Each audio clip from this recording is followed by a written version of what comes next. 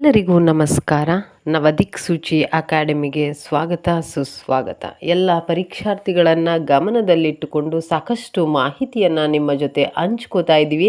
ದಯಮಾಡಿ ಯಾರೆಲ್ಲ ನವದಿಕ್ಸೂಚಿ ಅಕಾಡೆಮಿಗೆ ಸಬ್ಸ್ಕ್ರೈಬ್ ಆಗಿಲ್ಲ ದಯಮಾಡಿ ಸಬ್ಸ್ಕ್ರೈಬ್ ಆಗಿ, ಲೈಕ್ ಮಾಡಿ, ಶೇರ್ ಮಾಡಿ. ಒಂದಷ್ಟು ಮಾಹಿತಿಗಳನ್ನು ತಪ್ಪಾಗಿದ್ದರೆ ಅಥವಾ ಸರಿಯನ್ನು ಮಾಡ್ಕೊಳ್ಳಿ ಅನ್ನೋ ಹಿನ್ನೆಲೆಯಲ್ಲೂ ಸಹ ಕಮೆಂಟ್ಗಳನ್ನು ಕೊಡಿ ಅಂತ ಹೇಳ್ತಾ ಇವತ್ತಿನ ಸಂಚಿಕೆಯನ್ನು ಆರಂಭ ಮಾಡೋಣ. ನಾವು ಇಂದಿನ ತರಗತಿಯಲ್ಲಿ ಸಾಕಷ್ಟು ವಿಜಯನಗರ ಸಾಮ್ರಾಜ್ಯಗಳನ್ನು ವಿಭಾಗಗಳನ್ನಾಗಿ ಅಧ್ಯಯನ ಮಾಡ್ತಾ ಇದ್ದೋ. ಆ ವಿಭಾಗದಲ್ಲಿ ಕೃಷ್ಣದೇವರಾಯರ ಇತಿಹಾಸವನ್ನು ಸಪ್ರೇಟ್ ಚಾಪ್ಟರ್ ಆಗಿಯೇ ನಾನು ಅಧ್ಯಯನವನ್ನು ಮಾಡ್ತೀನಿ, ನಿಮಗೆಲ್ಲ ಮಾಹಿತಿಯನ್ನು ತಿಳಿಸ್ತೀನಿ ಅನ್ನೋದನ್ನು ಹೇಳಿದ್ದೆ.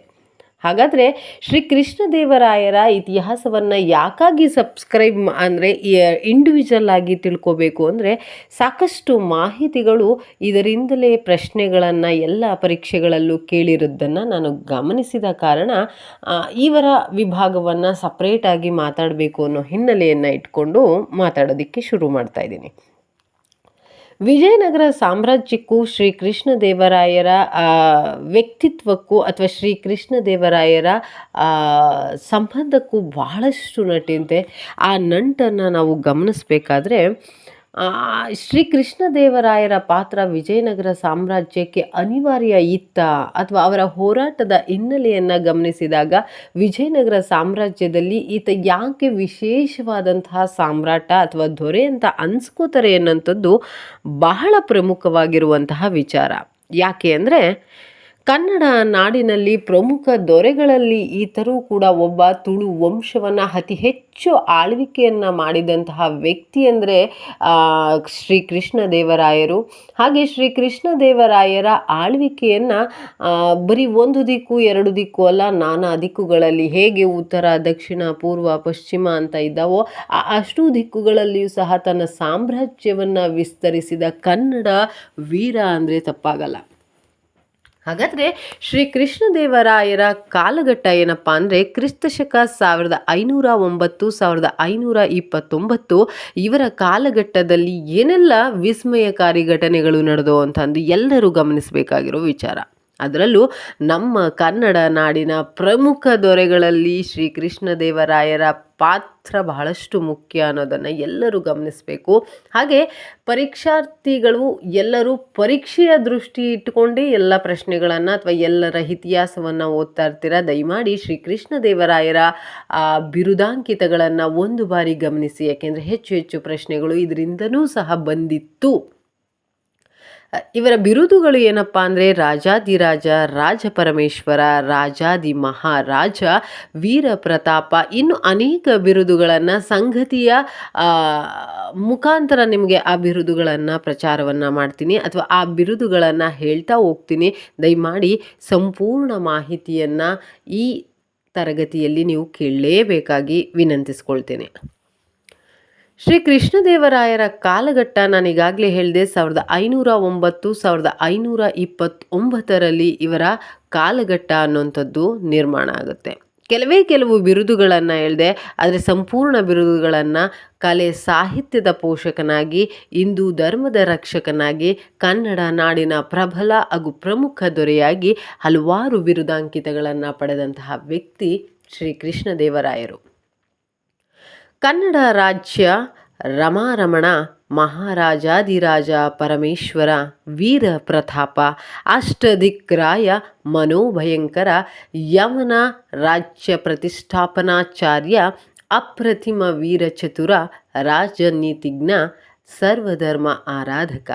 ಹೀಗೆ ಹಲವಾರು ಬಿರುದುಗಳನ್ನು ಹೊಂದಿದಂತಹ ವ್ಯಕ್ತಿ. ಯಾಕೆ ಈತನಿಗೆ ಅಷ್ಟು ಬಿರುದುಗಳು ಬಂದು ಸುಮ್ಮನೆ ಬಂದಿರಲ್ಲ ವೀಕ್ಷಕರೇ.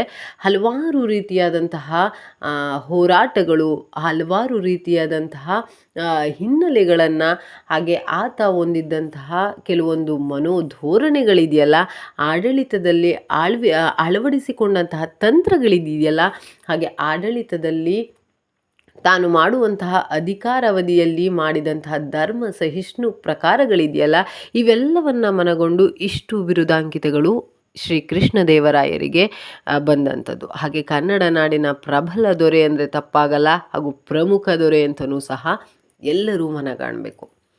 ಹಾಗಾದರೆ ಶ್ರೀ ಕೃಷ್ಣದೇವರಾಯರ ಆಡಳಿತ, ಸಾಧನೆ, ಬಿರುದು ಇವಿಷ್ಟೇ ಹೇಳ್ತಾ ಇದ್ದೀನಿ.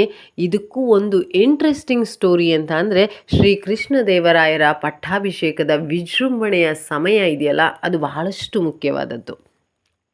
ಯಾಕೆ 1509 1529 ಸಮಯದಲ್ಲಿ ಪಟ್ಟಾಭಿಷೇಕವನ್ನು ಆರಂಭಿಸಿದಂತಹ ಸಮಯದಲ್ಲಿ 1509 ಆಗಸ್ಟ್ 8ರಂದು ಇವರಿಗೆ ಪಟ್ಟಾಭಿಷೇಕ ಆಗುತ್ತೆ. ಈ ದಿನ ಎಷ್ಟು ವಿಶೇಷವಾಗಿತ್ತು ಅಂದರೆ ಶ್ರೀಕೃಷ್ಣ ಜನ್ಮಾಷ್ಟಮಿಯ ದಿನದಂದೇ ವಿಜಯನಗರದ ಸಿಂಹಾಸನವನ್ನು ಏರಿದಂತಹ ಏಕೈಕ ದೊರೆ ಅಂತ ಅಂದರೆ ಅದು ಶ್ರೀಕೃಷ್ಣದೇವರಾಯ ಒಡೆಯರು. 1529ರಂದು ಮರಣ ಆಗ್ತಾರೆ ಅನ್ನುವಂಥದ್ದು. ಆದರೆ ಆಡಳಿತದ ಅಂತ್ಯ ಯಾಕಾಯಿತು? ಹೇಗೆಲ್ಲ ಸಾಧನೆಗಳನ್ನು ಮಾಡಿದಂತಹ ಈತನ ಅಧಿಕಾರವನ್ನು ಇಂಡಿವಿಜುವಲ್ ಆಗಿ ಹೇಳ್ತಾ ಇದ್ದೀನಿ, ಇದೊಬ್ಬ ಪ್ರಬಲ ದೊರೆ ಹೀಗೆಲ್ಲ ಹೇಳ್ತಾ ಇದ್ದೀನಿ. ಆದರೆ ಆಡಳಿತ ಅಂತ್ಯ ಯಾಕಾಯಿತು? ಎಲ್ಲರಿಗೂ ಕಾಡಬೇಕಾಗಿರುವಂತಹ ಕ್ವಶನ್. ಆದರೆ ನಾವು ಈಗ ಮೊದಲಿಗೆ ಶ್ರೀ ಕೃಷ್ಣದೇವರಾಯರ ಆಡಳಿತವನ್ನು ಗಮನಿಸೋಣ.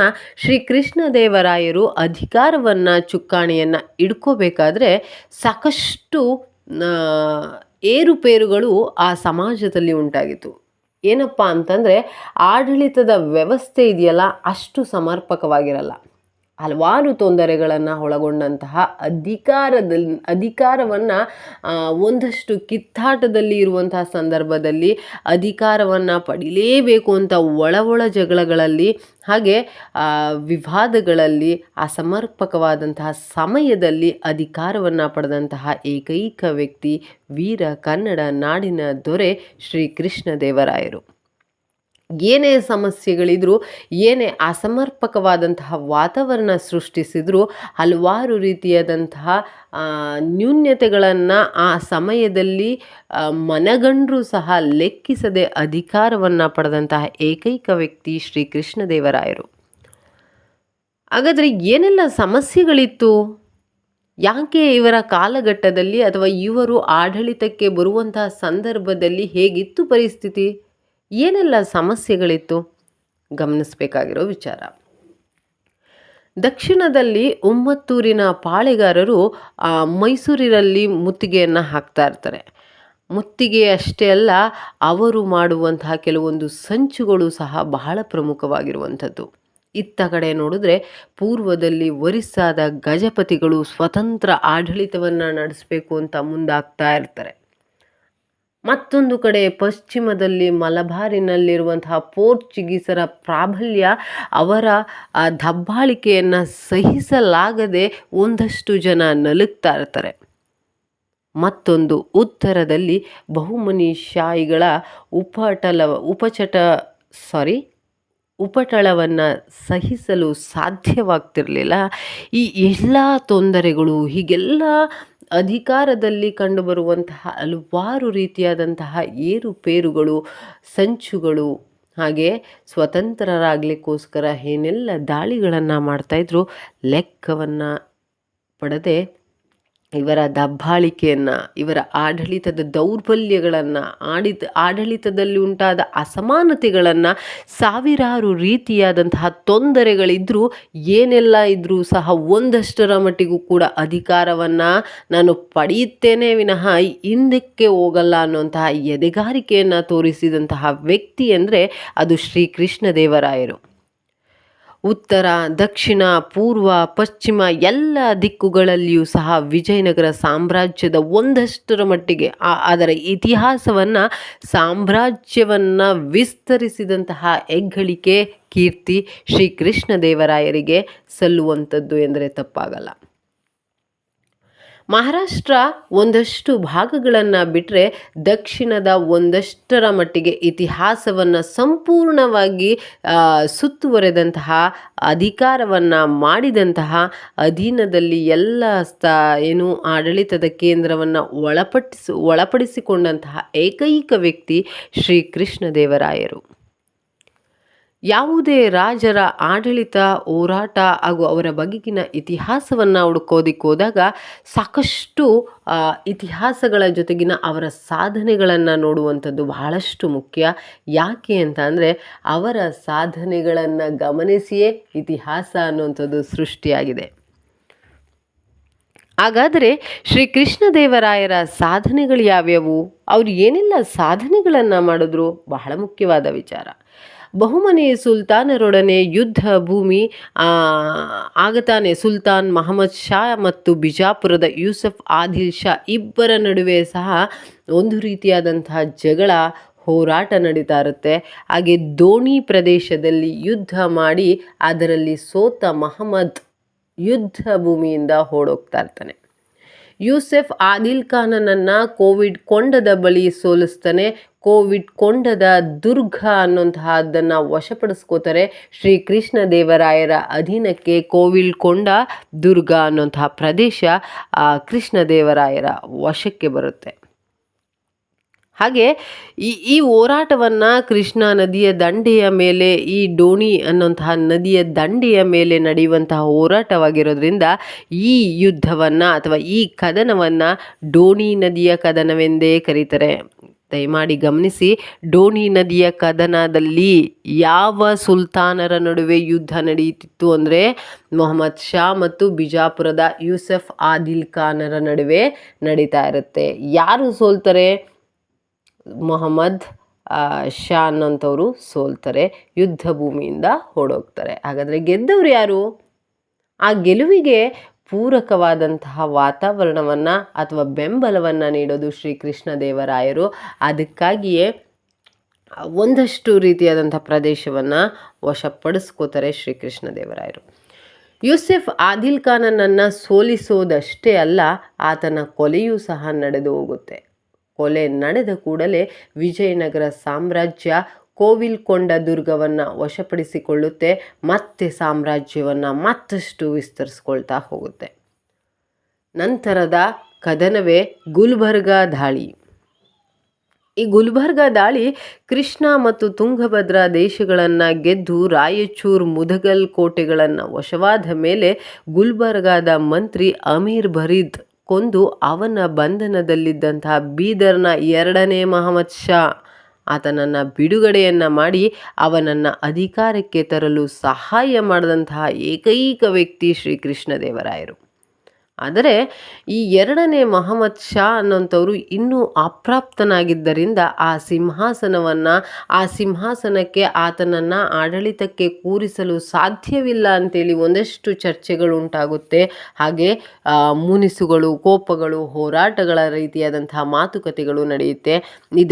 ಇದೆಲ್ಲವನ್ನು ಮನಗಂಡು ಆತ ಶ್ರೀ ಕೃಷ್ಣದೇವರಾಯ ಏನು ಮಾಡ್ತಾರೆ ಅಂದರೆ, ಸಿಂಹಾಸನದ ಮೇಲೆ ಕುರಾನ್ ಪುಸ್ತಕವನ್ನು ಇಟ್ಟು ಅದಕ್ಕೆ ನಮಿಸಿ ಅಪ್ರಾಪ್ತನಾಗಿದ್ದಂತಹ 2ನೇ ಮಹಮ್ಮದ್ ಶಾನನ ಆಡಳಿತವನ್ನು ಎಲ್ಲರೂ ಒಪ್ಪಬೇಕು, ಆತನಿಗೆ ಬೆಂಬಲ ನೀಡಬೇಕು ಅಂತ ಹೇಳಿ ಅಧಿಕಾರವನ್ನು ಹಸ್ತಾಂತರವನ್ನು ಮಾಡಿ ಬರ್ತಾರೆ. ಅವರಿಗೆ ಅವರ ರಾಜ್ಯವನ್ನು ಕೊಟ್ಟು ಅಧಿಕಾರವನ್ನು ನೆರವೇರಿಸಲು ಅವಕಾಶವನ್ನು ಮಾಡಿಕೊಟ್ಟಂತಹ ಏಕೈಕ ವ್ಯಕ್ತಿ ಶ್ರೀ ಕೃಷ್ಣದೇವರಾಯರಿಗೆ ಒಂದು ದೊಡ್ಡ ಬಿರುದಾಂಕಿತ ಈ ಸಂದರ್ಭದಲ್ಲಿ ಬರುತ್ತೆ. ಏನದು? ಅವರ ಆಡಳಿತ, ಆತನ ಬಗೆಗಿನ ವ್ಯಕ್ತಿತ್ವ ಎಲ್ಲರಲ್ಲಿಯೂ ಸಹ ಭಿನ್ನತೆಯಿಂದ ಕೂಡುವಂಥದ್ದ ಸಂಗತಿಯಲ್ಲ. ಒಗ್ಗಟ್ಟಿನಿಂದ ಒಂದು ಅಭಿಪ್ರಾಯ ಮೂಡುವಂತಹ ಮನಸ್ಥಿತಿಯನ್ನು ಹೊಂದಂತಹ ಶ್ರೀ ಕೃಷ್ಣದೇವರಾಯರಿಗೆ ಹಾಗಾದರೆ ಏನು ಬಿರುದು ಬಂತು ಅಂದರೆ, ಈ ಯುದ್ಧದ ವಿಜಯದಿಂದಾಗಿ ಶ್ರೀ ಕೃಷ್ಣದೇವರಾಯರಿಗೆ ಯಮನ ರಾಜ್ಯ ಪ್ರತಿಷ್ಠಾಪನಾಚಾರ್ಯ ಅನ್ನುವಂತಹ ಬಿರುದು, ಅಷ್ಟೇ ಅಲ್ಲ ಅಷ್ಟದಿಕ್ ರಾಯರು ಅನ್ನುವಂತಹ ಬಿರುದು, ಮನು ಭಯಂಕರ ಎಂಬ ಬಿರುದು ಸಹ ಇವರಿಗೆ ಹಲವಾರು ರೀತಿಯಲ್ಲಿ ಲಭಿಸಿತು. ಉತ್ತರ ಯಾಗ ಒಂದಷ್ಟರ ಮಟ್ಟಿಗೆ ಕಂಪ್ಲೀಟ್ ಆಗ್ತಾ ಇದೆ. ತದನಂತರ ತಮ್ಮ ದಾಳಿ ಮುಂದುವರಿಸ್ತಾ ಹೋಗ್ತಾರೆ. ಅದು ಉಮ್ಮತ್ತೂರಿನ ಮೇಲೆ ದಾಳಿಯನ್ನು ಮಾಡೋದಕ್ಕೆ ಶ್ರೀ ಕೃಷ್ಣದೇವರಾಯರು ಮುಂದಾಗುವಂತಹ ಕಾಲಘಟ್ಟ 1513ರಲ್ಲಿ. ಪಶ್ಚಿಮದಲ್ಲಿ ಹಾಗೂ ದಕ್ಷಿಣದಲ್ಲಿ ಒಂದಷ್ಟರ ಮಟ್ಟಿಗೆ ತೊಂದರೆಗಳು ಆಗಾಗಲೇ ಎದ್ದಿರುವಂಥ ಸಂದರ್ಭ. ಆ ಒಂದು ನಾಂದಿ ಅನ್ನೋದೇನಾದರೂ ಆದರೆ ಅದು ಯಾವ ದಾಳಿಯಿಂದ ಅಂದರೆ ಉಮ್ಮತ್ತೂರಿನ ದಾಳಿಯಿಂದ ಅಂದರೆ ತಪ್ಪಾಗಲ್ಲ. ಈ ಉಮ್ಮತ್ತೂರಿನ ದಾಳಿ ಅಂದರೆ ಯಾಕೆ ಕದನಗಳಲ್ಲಿರುವಂತಹ ಭಿನ್ನಾಭಿಪ್ರಾಯಗಳನ್ನು ನಾಂದಿ ಮಾಡುತ್ತೆ ಅಂದರೆ ವಿಶೇಷ ತುಂಬ ಇದೆ. ಏನಪ್ಪ ಅದು ಅಂದರೆ ಉಮ್ಮತ್ತೂರಿನ ದಾಳಿ 1513 ಪಾಳೆಗಾರ ಗಂಗರಾಜನು ಪೆನುಗೊಂಡವನ್ನು ಮುತ್ತಿಗೆ ಹಾಕಿ ಸ್ವತಂತ್ರನಾಗಬೇಕು ಅಂತ ಇಚ್ಛಿಸ್ತಾ ಇರ್ತಾನೆ. ಅವನ ಮೇಲೆ ಯುದ್ಧವನ್ನು ಸಾರ್ತಾರೆ, ದಂಡೆತ್ತಿಯೂ ಸಹ ಹೋಗ್ತಾರೆ.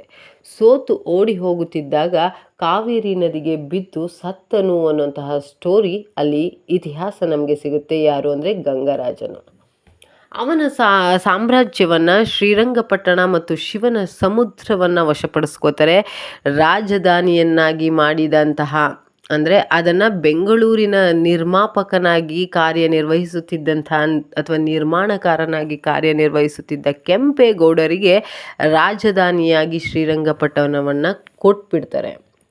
ಶ್ರೀರಂಗಪಟ್ಟಣವನ್ನು ರಾಜಧಾನಿಯನ್ನಾಗಿ ಮಾಡಿ ಅದು ನಿರ್ಮಾಪಕನಾದಂತಹ ಬೆಂಗಳೂರಿನ ಕೆಂಪೇಗೌಡರಿಗೆ ವಹಿಸಿ ವಾಪಸ್ ಬಂದನೆಂಬ ಇತಿಹಾಸ ನಮಗೆ ಸಿಗುವಂಥದ್ದನ್ನು ಗಮನಿಸ್ಬೋದು. ನಂತರ ಪೋರ್ಚುಗೀಸರ ಪ್ರಾಬಲ್ಯಕ್ಕೂ ಕೂಡ ಕೃಷ್ಣದೇವರಾಯರ ನಡುವಿನ ಸಂಬಂಧಕ್ಕೂ ಸಾಕಷ್ಟು ಪ್ರೇರಣೆಯ ವಿಚಾರಗಳು ಇಲ್ಲಿ ಕಂಡುಬರುವಂಥದ್ದನ್ನು ನಾವು ಗಮನಿಸ್ಬೋದು. 1510ರಲ್ಲಿ ಇಷ್ಟೊತ್ತವರೆಗೂ ಪಾಳೆಗಾರರು ಹಾಗೆ ಬಹುಮನಿ ಸುಲ್ತಾನರ ನಡುವಿನ ಹೋರಾಟಗಳನ್ನು ದೀರ್ಘವಾಗಿ ಚರ್ಚೆಯನ್ನು ಮಾಡಿದ್ದೇವೆ. ಹಾಗಾದರೆ ಮುಂದಿನ ತರಗತಿಯಲ್ಲಿ ಇದರ ಮುಂದಿನ ಭಾಗ ಅಂದರೆ ಪೋರ್ಚುಗೀಸರ ಪ್ರಾಬಲ್ಯಕ್ಕೂ ಶ್ರೀ ಕೃಷ್ಣದೇವರಾಯರ ನಡುವಿನ ಸಂಬಂಧಕ್ಕೂ ಏನೆಲ್ಲ ಪ್ರೇರಣೆ ಹೊಂದಿರುವಂತಹ ಅಂಶಗಳಿತ್ತು, ಯಾಕೆ ನಾನು ಈ ವಿಭಾಗವನ್ನು ಅಥವಾ ಈ ಭಾಗವನ್ನು ಇಲ್ಲಿಗೆ ಕಟ್ ಮಾಡ್ತಾ ಇದ್ದೀನಿ ಅಂದರೆ ಶ್ರೀ ಕೃಷ್ಣದೇವರಾಯರ ಇತಿಹಾಸವನ್ನು ಒಂದೆರಡು ಸಾಲುಗಳಲ್ಲಿ ಅಥವಾ ಒಂದೆರಡು ನಿಮಿಷಗಳಲ್ಲಿ ನಿಮ್ಮ ಜೊತೆ ಹಂಚಿಕೊಂಡ್ರೆ ತಪ್ಪಾಗುತ್ತೆ.